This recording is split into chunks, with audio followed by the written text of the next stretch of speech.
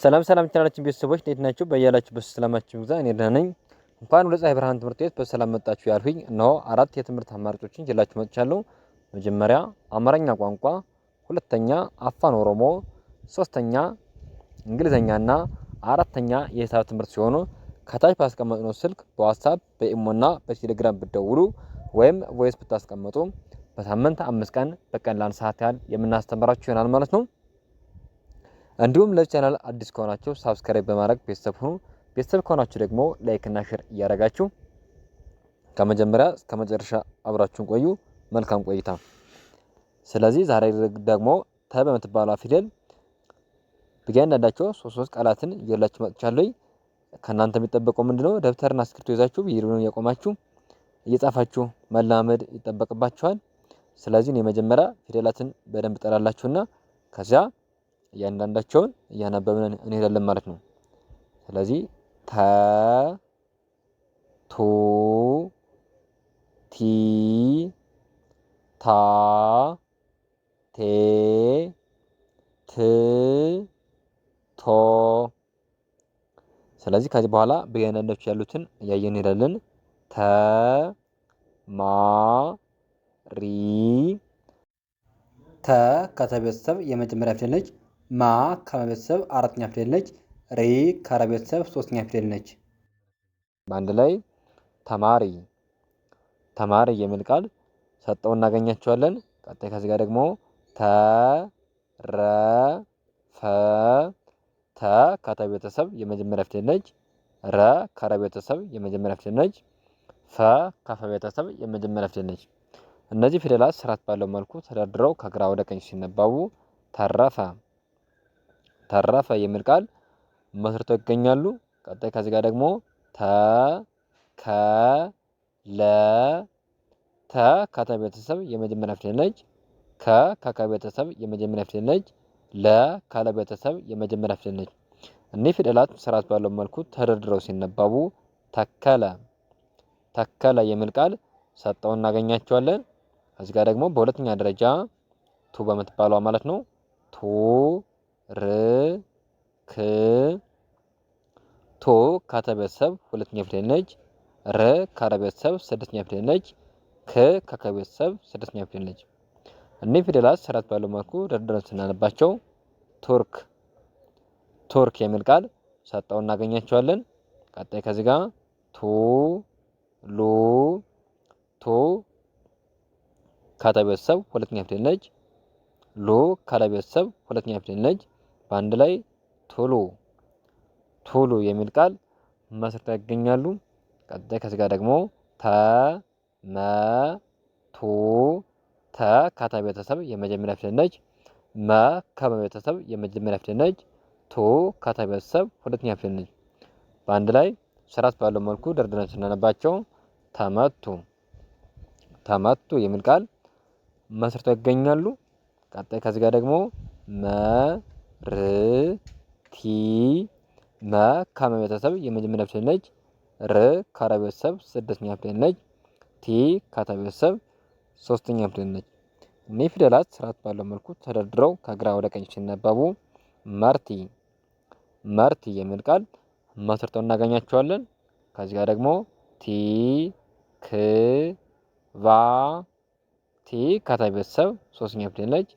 ክ ከከቤተሰብ ስድስተኛ ፊደል ነች። ቫ ከቤተሰብ አራተኛ ፊደል ነች።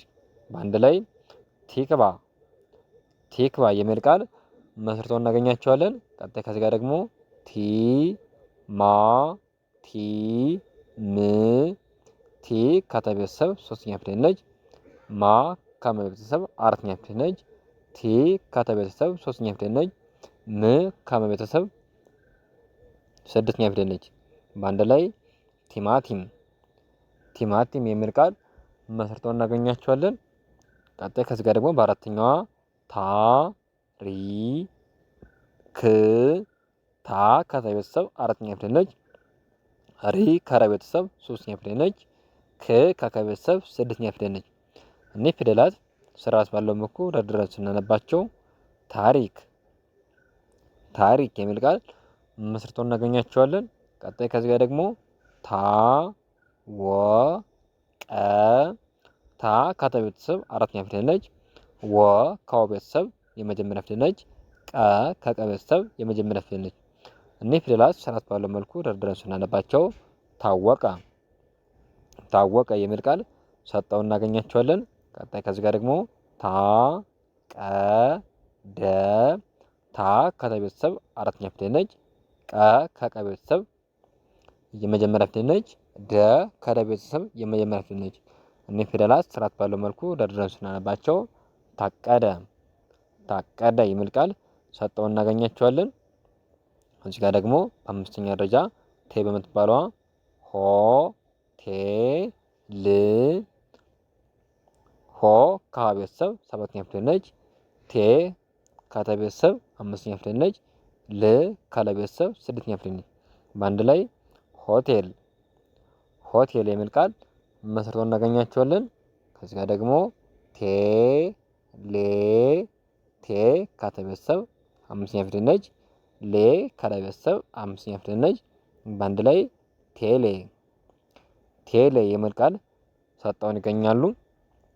ቀጣይ ከዚህ ጋር ደግሞ ቴ ዲ ቴ ከተ ቤተሰብ አምስተኛ ፊደል ነች። ዲ ከደ ቤተሰብ ሶስተኛ ፊደል ነች።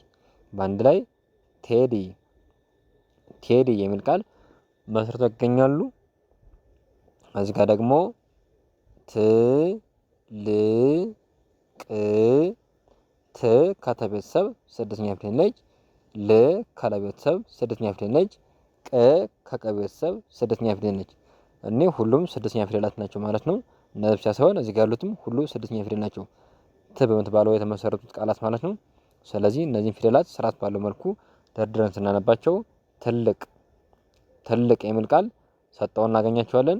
ከዚህ ጋር ደግሞ ት ን ሽ ት ከተ ቤተሰብ ስድስተኛ ፊደል ነች። ን ከነ ቤተሰብ ስድስተኛ ፊደል ነች። ሽ ከሸ ቤተሰብ ስድስተኛ ፊደል ነች።